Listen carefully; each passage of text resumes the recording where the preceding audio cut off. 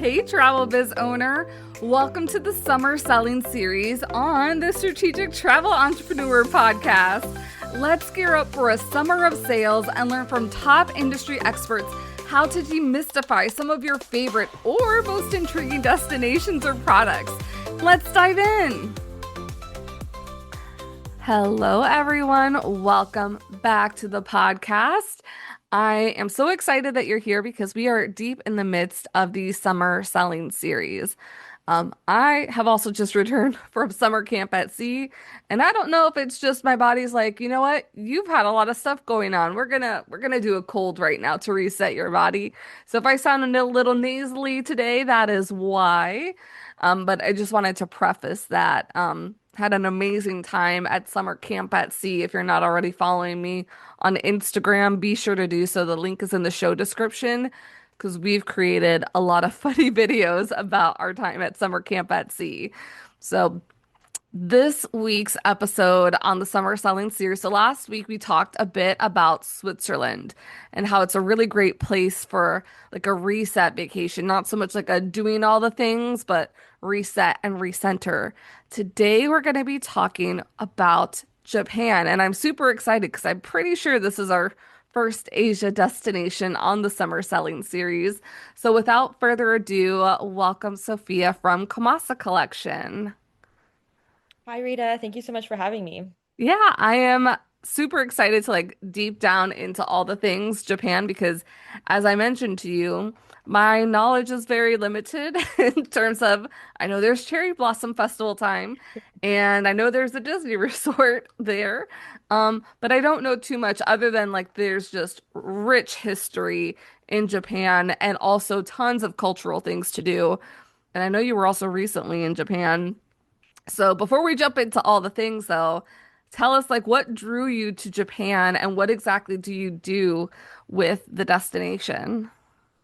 Yeah, so 10 years ago, I was a student at the Rosen College of Hospitality in Orlando, Woot Florida, similar woot. to you. Yeah. Shout out. And I got a summer internship 10 years ago this summer, working at a resort in Okinawa, Japan. I never been to it. I was curious about it. I really wanted to go, but the internship was what brought me there, and I fell in love with it. I spent a summer working in different departments of the hotel on the main Okinawa island, Yeah. and I just never wanted to come back. So Hmm. I spent 3 months there, and then really quickly after that, I kind of started jumpstarted my career in the tourism to Asia field, if you will. I studied in Hong Kong, studied tourism there after the Japan experience, and then moved over to Singapore after I graduated to work for a travel tech company.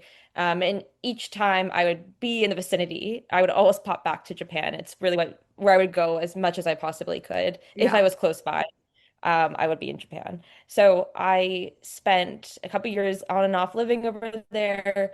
I moved to New York and worked for a luxury tour operator that focused on travel to Asia, and then a DMC also traveled to Asia. Japan was the two biggest selling points for both companies. Mm, And then I moved over and worked at Fora, the travel agency, yeah. and I was on their partnership team. And I saw there was a big point of contention with travel advisors selling Asia, but particularly Japan.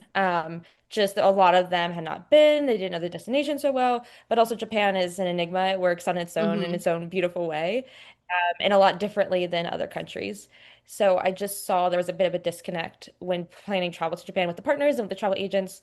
So I left for last year to start my own Asia-focused representation company where I connect travel advisors to my partners in Asia, not just Japan. Nice.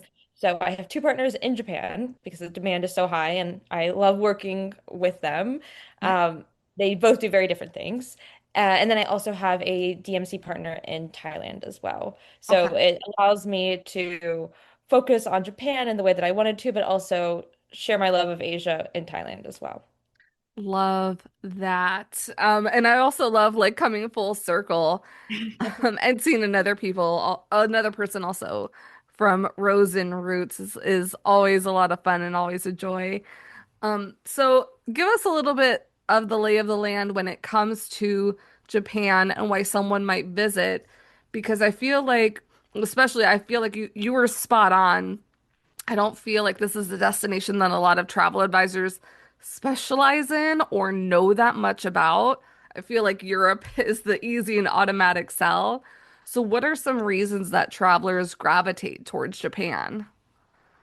Well, I just think it's so different. There's no country like Japan, and Okay. it's so beautiful inside and out. Mhm. Go there and you land and you can feel there's a change. It's different there.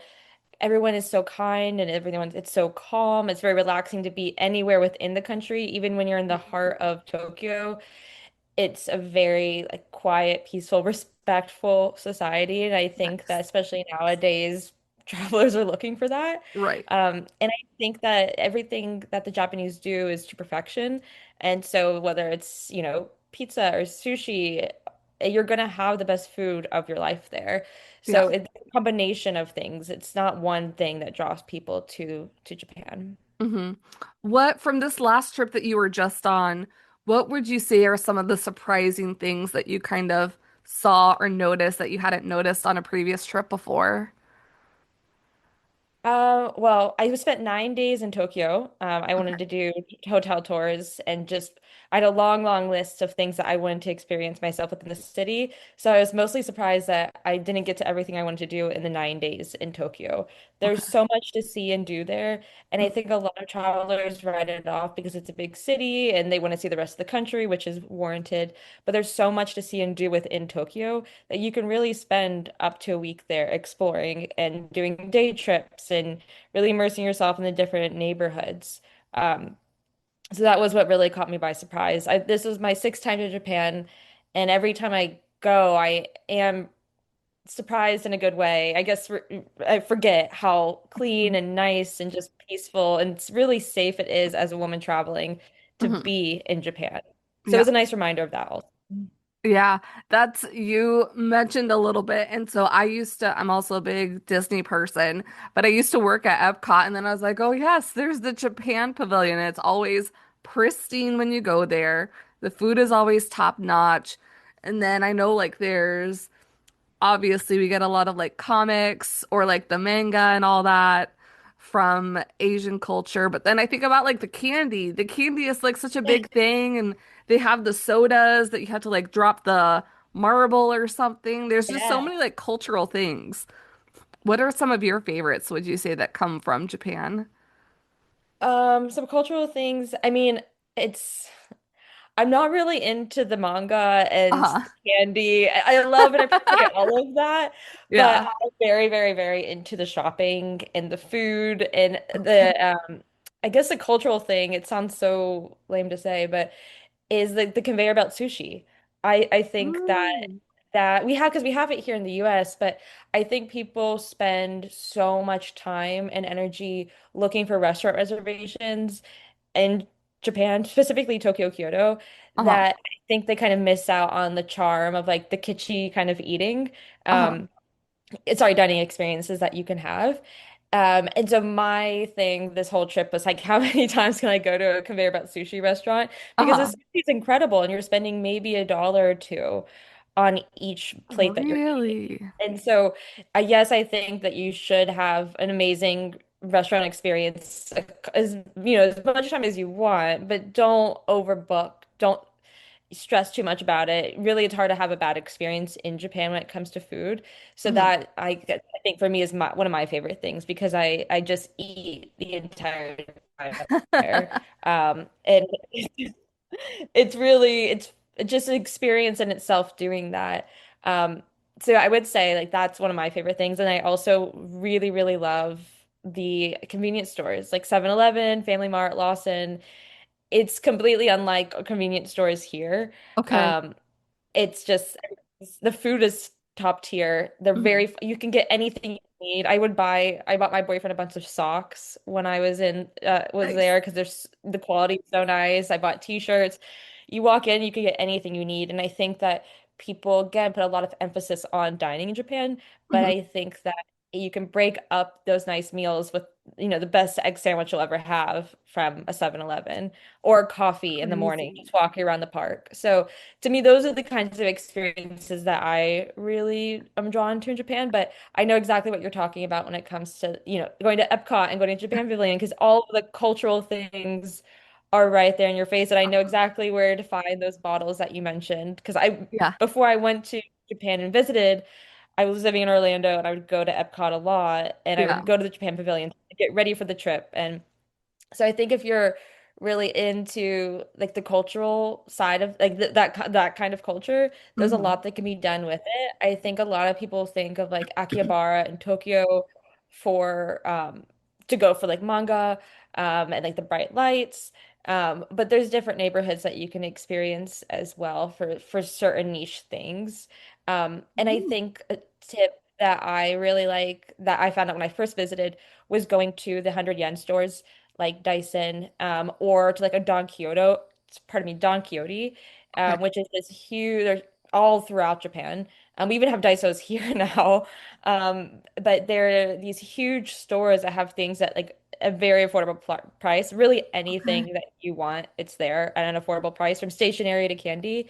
So whenever I come back, I get all of my souvenirs at Don Quixote or Daiso, because they're fun, like kitschy Japanese things with candy. And I write a lot of cards. Um, and so when I work with travel advisors, a lot of times after like meeting in person, I'll write them a card Uh-huh. that picked up in Japan at a 100 yen store.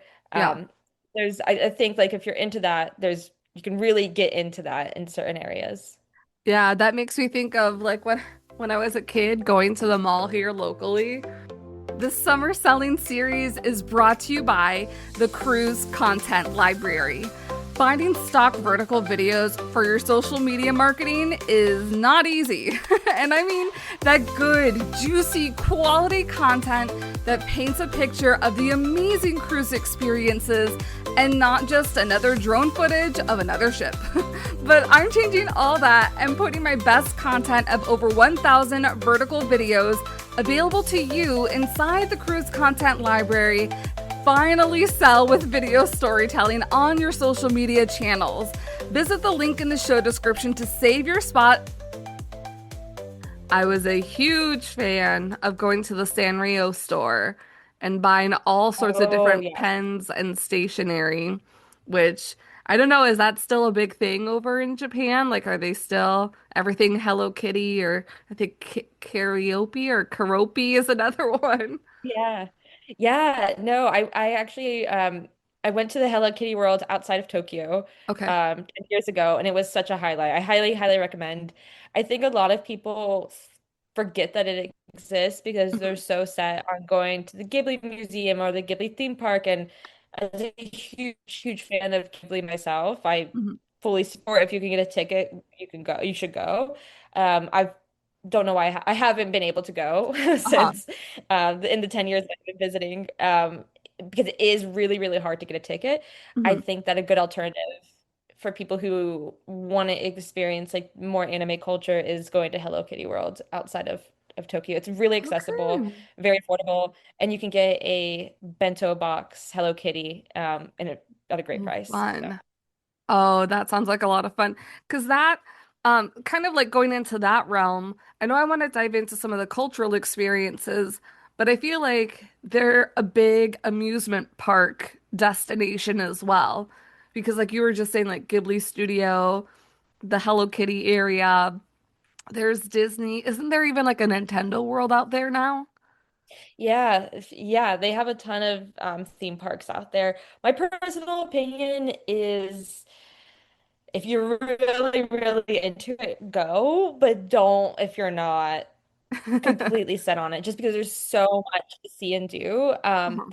I have had mixed reviews about the Universal. I personally have never been to any of these except for Hello Kitty, so I'm speaking on just the feedback I've heard. Hmm. But I've heard with Universal a bit of mixed reviews, kind of like, well, you could just go to it here in Orlando, Hmm. and it's not really that different.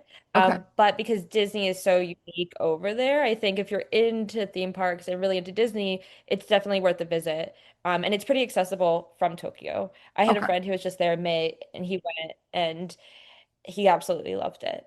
Okay. But then he also went to Universal and said, Maybe not, maybe skip that." So if you're Interesting. really into theme parks, go, but I would limit it to just one per trip. Okay, that's really good to know. Now, I know that you mentioned that you have like two providers on the ground of different experiences. So when you have travelers or travel advisors coming to you to put together a Japan itinerary, what would you say are some of the quintessential experiences that people are looking for? I think people are really looking for, I guess, the feeling of being in Japan, of, getting that mix of tradition and culture that's in your face, and, Hmm. being in Shibuya and being in Gion, in Tokyo, in Kyoto, pardon me, these iconic neighborhoods. But I think that what they see is different than what they actually want, because then Okay. you go to those places and you're surrounded by tourists. And especially in Kyoto, there's a huge over tourism problem, pardon me, Hmm. happening in Kyoto. And I think that people put so much emphasis on going to the bamboo forest or the Golden Temple, but you get there and you can barely take it in because, again, you're surrounded by so many people. So Uh-huh. that's like what we're seeing people want to do, but it's been really fun kind of shaking things up and, getting them, providing them more information to feel comfortable venturing a little bit off the beaten path. And Okay. so I have two partners in Japan. Um, One is very, very high end. He comes from a noble family, and his connections are what really enhance our clients' trips. Okay. They're all unique and different. And he has a set budget that he has to work with in order to take on a trip. Okay. But what you get is a visit to his family's temple in Kyoto. So you're not Wow. going to like any place for a tea ceremony. You're going to like an actual family temple for the tea ceremony or a geisha experience. And it's right next to Kokodera, my favorite garden in Kyoto, which is often looked over, which is where it's a moss garden.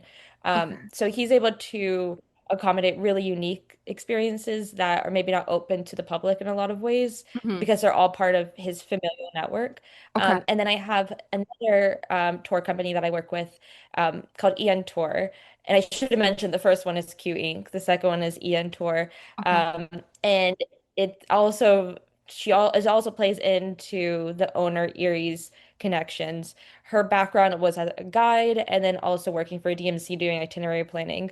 So she has a really wide network that she pulls from to make touring her own. So you might see a bike tour that looks familiar, but it's going to be different because she's tweaking it to make it in tune with what the clients actually want, both in, length and destination. So everything that she does is unique, and it's the same thing with Q Inc. And both of them are very passionate about getting travelers off the beaten path, in Japan. And the common route is Tokyo, Kyoto, Hakone, Osaka, the Golden Route. And a lot of people don't want to deviate from that because it's, it's kind of like Santorini. It's what they're seeing for that Correct. destination. And a lot of people think about going to Greece and they really want to see Santorini, but it's just that's what's been marketed so much. And there's other amazing places. And so it's a lot of times people are going so far to get to Japan, and it's potentially their only time going there because it is such a bucket list destination. They do want to see the sights. Mm. So, of course, we can accommodate that. But we also try and do it in our own way. So in Kyoto, for Mhm. example, Mario, the owner of Q Inc., will do a really brief highlight tour of the sites. Okay. So you can drive by the Golden Temple, get out if you want to snap a photo, go to the bamboo forest, see the crowds, but then, go to another temple that also has a bamboo forest behind it and Mhm. experience the bamboo in that way. So we try really hard to get people to go a little bit off the beaten path and do it Love that. in a way that's comfortable with them and still aligns with like their vision and what they want. So Mhm. Hakone is a perfect example of this. Everybody wants to go to Hakone, but Hakone is kind of where a lot of rich people from Tokyo would go, one of the places they would Mhm. go for their country homes. And then it is in certain areas a great place to see Mount Fuji. But you can really just go for the day from Tokyo very easily. I've done it. And it's a day trip. It's Mhm. great. Go back to Tokyo. A lot of people go because they want to obviously see Mount Fuji, but they also want to experience staying in a traditional ryokan, Mhm. but which there are plenty of there. But It's really hard to find availability now. Prices are through the roof. Okay. So we try to recommend other destinations for that experience. Matsumoto is a great example of that. So it's a few hours outside of Tokyo by train. It's a mountain town, and there is amazing onsen there. Also, great art museum, which there's a lot of cool art museums in Hakone as Okay. well. So it kind of gives you that balance, and we're seeing a ton of people incorporate that into the itinerary. So the one of the reasons of obviously this project was to make travel planning easier for travel planning to Japan, pardon me, easier for travel advisors, but also for me to showcase sides of Japan that I really like that Yeah. I don't think are getting enough love from the North American luxury market because there isn't enough information about them. I love that. And like all those hidden gems, and even you talking about Mario and like his family history and being able to go to like a family temple. I was like, I didn't even think that that would be an experience that would be possible. So I think that's really neat.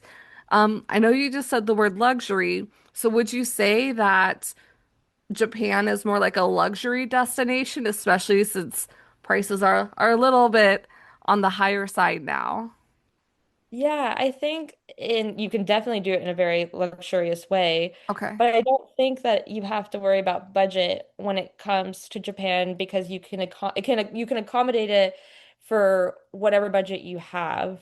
Okay. Meaning, you can get creative with it. I wouldn't say if you're on a budget, go to Kyoto during peak cherry blossom season and expect a deal. You're not going to find it. Right. But if you do want to go to cherry blossom season, there's a ton of other destinations that more Japanese people are going to, or are a little bit more less frequented. Uh-huh. And I was when I was in Tokyo, I went to a bunch of different gardens that I had never been to before, and Yes. everyone was saying this is great to experience cherry blossom season. So there's ways to go about it, and I think that like a lot of big DMCs and even smaller ones have price minimums that, especially during cherry blossom season. So for travel advisors, they can work with like a concierge if they have clients who are on a budget and they really want to go to the destination. But that being said, cherry blossom season is not everything. I think Hmm. people want to see it because of course the cherry blossoms are beautiful, but it's going just for those cherry blossoms and the weather's really kind of cold, a little rainy. Um, my family went last year during Formula One. They went to go see Formula One and Okay. cherry blossom season, and it was beautiful from the photos. And they had no issues with availability Uh-huh. and, room. And they said that, yeah, it was a little bit crowded in Tokyo, but they still enjoyed it. And the photos they had of cherry blossoms were spectacular. I think it's working with people who know what they're doing with Right. in that budget that can really help. But again, it's hard when working with DMCs because there's so much demand, and a lot of times they have to have those minimums in place. Okay. Long story short, I think that you can make any budget work within Japan. I think it's just if you do want to go in the peak season, cherry blossom season, fall, to see the fall foliage, festive, you're gonna have to get a little bit more creative with it. But I think Okay. that for people on more budgets, it's very easy to just go in to tweak it to its a little bit more of the off season Uh-huh. because Japan is very seasonal. So Okay. I would say like if you want to, go to Kyoto and stretch your budget, January, February is an amazing time to do that. You'll have the whole city to yourself and it feels like you're in a snow globe because it's snowing, there's no crowds. Uh-huh. Uh, I think that there are definitely ways to do it. You just have to be creative with it. Yeah, it sounds like there is something for everyone Yes. in Japan, but would you say that like there's a certain traveler that Japan might not be for? That's a good question. I think I don't know. I think that like anybody can go to Japan and find the Yeah. beauty. I think if you go, you have to match your expectations, Hmm. that people are very polite, that prices will be higher. I think that it's not a luxury destination, but it's one that's a lot more expensive than other countries within the region. Hmm. I think it's just important to go with an open mind for anybody who is going there. Okay. What would you say is like the ideal? I feel like a lot of people might go for 7 or 10 days. Is that kind of like a good time period for travel advisors to kind of like budget for? Should they budget for more time while they're in destination or less time? I would say 10 to 12 days is a solid amount Okay. of time to budget for. Because you can really, the train system there is incredible. You can, Ah, yes. get throughout the country, and that's also part of the experience, Yes. um, throughout the country and have it be easily accessible. In a short amount of time. Hmm. I would say a week if you only, I mean, because a lot of Americans don't have the time off that, allows for 10 to 12 days on Correct. the ground, because then you have to factor in a day or two of travel time. If you do only have a week, you can do a great job of seeing a lot. But I would stress to just do two places instead of fitting in a ton. Okay. So a great option would be, Tokyo and then Kyoto. Again, everybody, if you're a lot of times if you're going for 7 days, it's your first time, you do want to see those spots.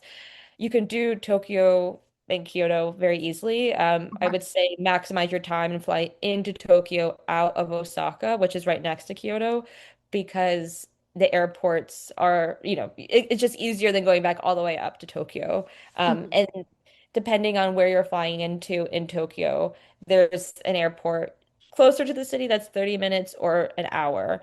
Okay. So you want to really be strategic with your time if you only have, a week on the ground. That's nice. That's great to know. I'm thinking as you were chatting, I thought of a story that a couple of us had seen in a Facebook group a couple weeks ago where a travel advisor sent clients to Portugal one year and the clients were baffled, like why TV wasn't in English, why menus weren't in English, why people weren't speaking in English in Portugal. So thinking about Japan, would there be any, obviously not thinking about like the obvious ones about different language and a different culture, but would there be any culture shocks that an American might see when they get to Japan or anything that they should be aware about culturally?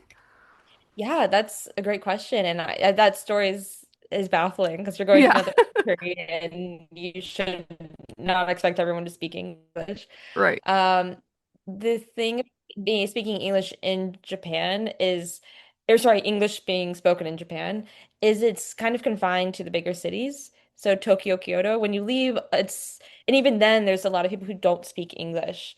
Okay. So it's something to go in with in mind, and that is a lot of the reasons why travel advisors use ground partners, because clients need their hands held a lot more in Japan Right. because a lot of people don't speak English, and there's a lot of nuances that people don't think about because they don't really exist in other places outside of Japan. Luggage transfers is one of them. So a lot of times there's not any space on the trains for luggage. It's not like in Europe, Mm, where there's a lot of space in the overhead bins. You have to reserve seats in advance for luggage, and those okay. seats with any of the Shinkansen trains come about 30 days ahead of booking. So, and they're usually at the end of the train, and there's space behind those seats. And even that space is typically not big enough for the luggage that Americans usually have. Right. So I think that, considering you are probably going to be buying a lot while you're there because the Okay. shopping in Japan is incredible for literally everything, Okay. but also think strategically that you don't want to have a huge suitcase. So my my thing is to buy suitcases, cheap ones like while I'm there. Uh-huh. Pack with a little bit, have a smaller suitcase. If I need to buy one, you can buy one for like $40 Okay. at most. And then ship everything home. But I think when it comes to traveling on the train in Japan, be prepared to pack smaller and to reserve space on the Shinkansens ahead of time with the luggage. A Hmm. lot of times, because there's not a lot of space on the train, that's when luggage transfers come into place. And because of the golden route being Tokyo, Hakone, Kyoto, a lot of people will pack a smaller bag for their overnight in Hakone. They're not going to really need much. You're really just bathing in the onsens, maybe going to the art museum, taking a Mount Fuji, and then your luggage will be waiting for you in your next destination. Okay. Um, so that way it avoids having to get those specific seats, and finding space for your luggage, which is not readily available. Okay. Well, this has been really great. I'm like, I feel like we could keep talking, but I feel like learning each of the different cities and regions, this could be its own episode. So I thank you so much for being here. if anybody's like, if this has piqued anybody's attention, what's the best way to connect with you, start working with any of your partners so that either they can get in on everything that Japan has to offer, or they could start booking clients over there? Yeah, so I also have a fantastic Thailand client, as I mentioned. For Yes. all three, the to Japan and Thailand, reach out to me at Sophia at komasacollection.com. Just send me an email and I can connect you with the appropriate partner. It's Sophia at Komasa, Komasa collection.com, or you can send me a message on LinkedIn. I just Awesome. did set this up, so thank you. Yeah, yeah, of course. And I'll go ahead and I'll link some of those things in the bottom too. Before we jump off though, is there any favorite experience that we haven't chatted on just yet that we can leave with before we jump off? Yeah, there's a town in Gifu Prefecture that I absolutely love called Takamatsu or Takayama, pardon me. It's Takayama. Takamatsu's in and Takayama is such a hidden gem. It's um, in the Japanese Alps. It's surrounded by nature. It's closely accessible to Shirakawa-go, Okay. which is where there's a ton of beautiful A-frame homes. Again, it looks like a snow globe in the wintertime.